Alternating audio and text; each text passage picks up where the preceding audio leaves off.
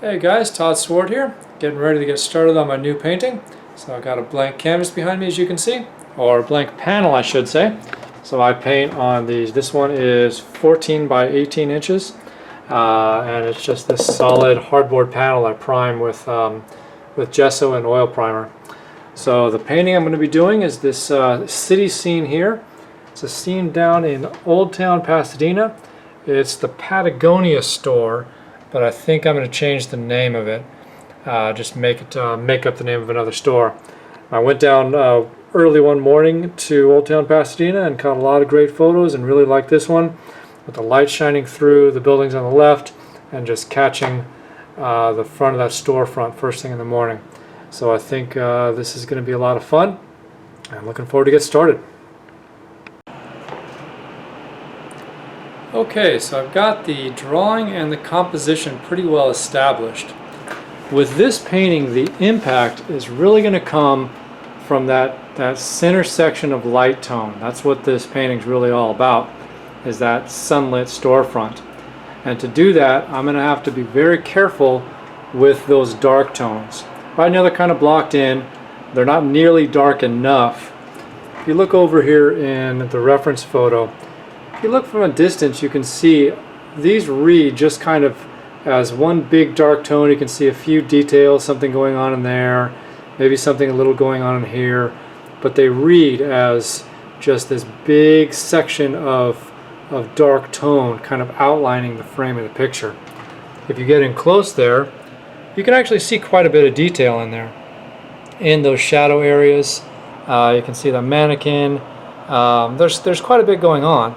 And I'm going to have a lot of that going on in the painting too, but it's going to be crucial that in adding those details, I make sure that I keep all of that within the dark tone family. So I don't have anything that's too bright over here in one of those storefronts. I need everything to stay in the dark tone to maintain that nice impact.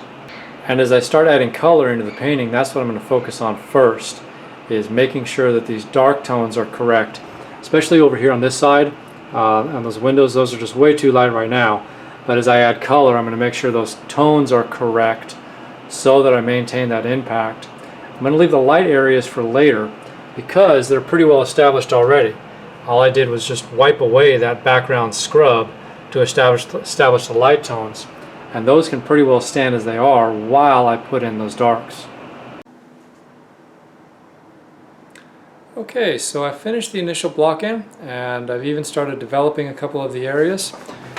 I can tell you right away that this painting is going to be a juggling act. I've already found myself going back and forth in terms of making the dark areas darker, the light areas a little lighter, you know, kind of moving those things back and forth.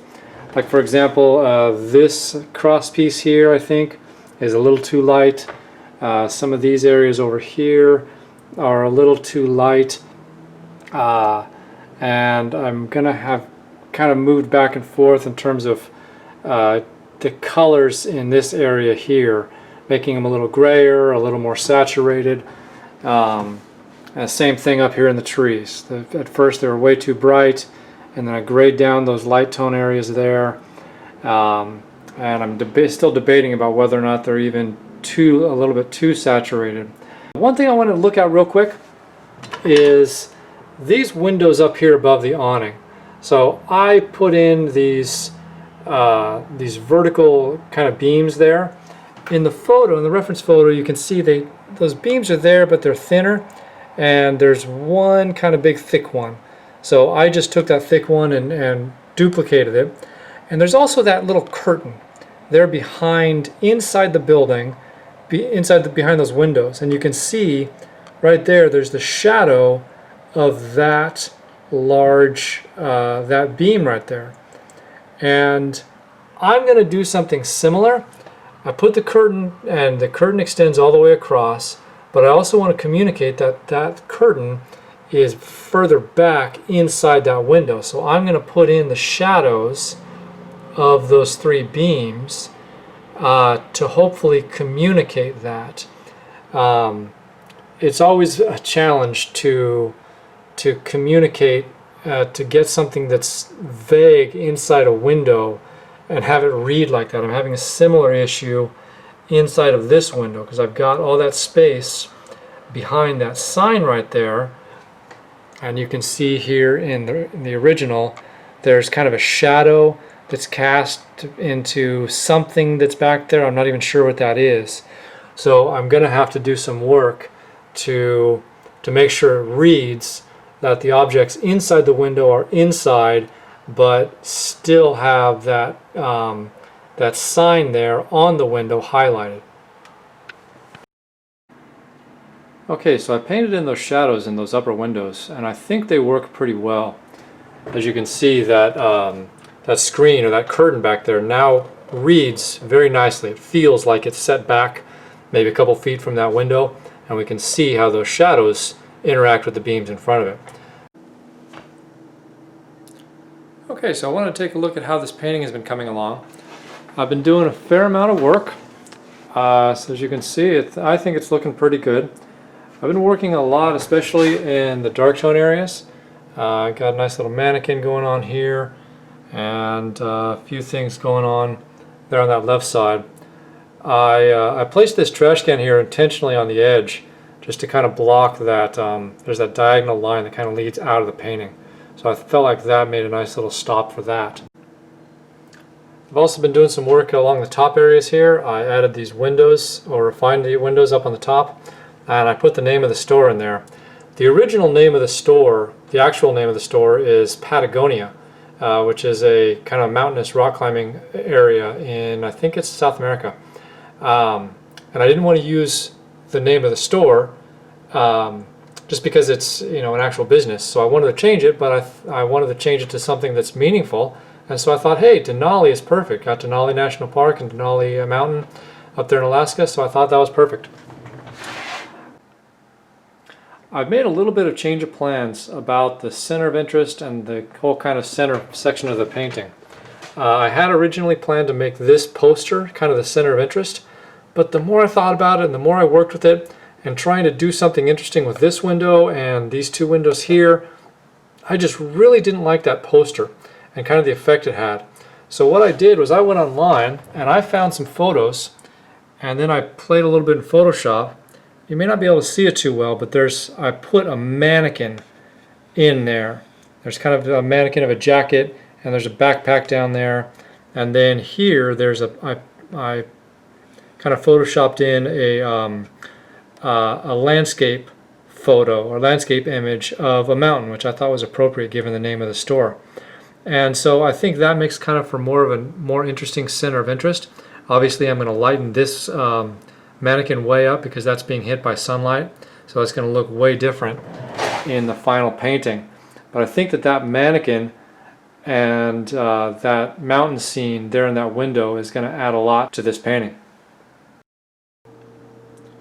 Okay, so I put the mannequin in place, and I've got that backpack in there too. And so I need to now add the shadows. But I'm not exactly sure how. So the shadow hits the wall here and that beam, and it's going to hit that, that screen behind the glass there, but I'm not exactly sure how that shadow is going to play. I think it's going to angle down a little bit, but I want to test it. So what I've done is I've actually grabbed a little piece of board here and I put it on these little clips, and I'm going to set it up so that it's angled, and I'm going to get a light source and use that as my test model and see how those shadows go. So let's set that up. Okay, so I'm going to set up my model here on this table. So I've got my little panel, and I'm going to set that at an angle. So that's going to represent that paddle, or that that curtain that's kind of behind the glass. And then I've got this piece of cardboard, and so I'm just going to use that as the beam that's in front of the glass. And so then my light source is to the left, so I've got a nice shadow coming from that direction. And then I've got this piece of board that I'm going to use as, this will represent like the building across the street, the rooftop, and so that'll be casting the shadow onto my little model here. And so I've got, as expected, I've got the shadow cuts right across the beam there, and then it angles down. And it doesn't angle as sharply as I thought it would. It's a nice kind of subtle angle there, so that's good to know. And so I can now take that information and then transfer those shadows, transfer that into the painting. Okay, so I got that shadow painted in. You can see right here by the mannequin, on that little screen behind the mannequin, the shadow of the beam comes right there, and then it cuts over and down towards the backpack. I moved the shadow on this wall. It was over here.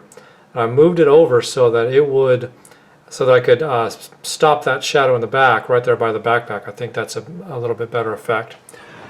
At this point, I'm going to be entering the final stages of the painting. I'm really going to have to do some work and kind of renegotiate. There's several elements I think that kind of all compete for attention. You've got the main center of interest here with the mannequin in the backpack. You've also got this sign over here, the stoplight, and this sign up here. I need to really kind of balance all those different components. I think the painting's coming along pretty well, and like I say, I'm entering the final stages, but this is an important phase to kind of bring all the pieces together and make it work as kind of a complete unit. Okay, so I think I'm about ready to call this one done. As you can see, I think this painting came out really well. I think the overall effect is pretty solid. The one thing that I still might do is I want to put a reflection on this front pane of glass. I think it'll help add just kind of one layer of depth. So you'll see the reflection on the surface of the glass in addition to those objects behind it. But I need to make sure the paint is really dry because I'm just going to glaze that reflection in. So it'll just be a real thin layer of transparent paint. So I want to show you what I'm going to be working on next. It's this nice little aspen scene that I found up in the Eastern Sierras. I'm pretty excited about it. So I hope that you've enjoyed this video, and if you like it, I hope that you'll click that subscribe button and hit that little bell icon so that you'll be notified the next time I make a video. Thanks for watching.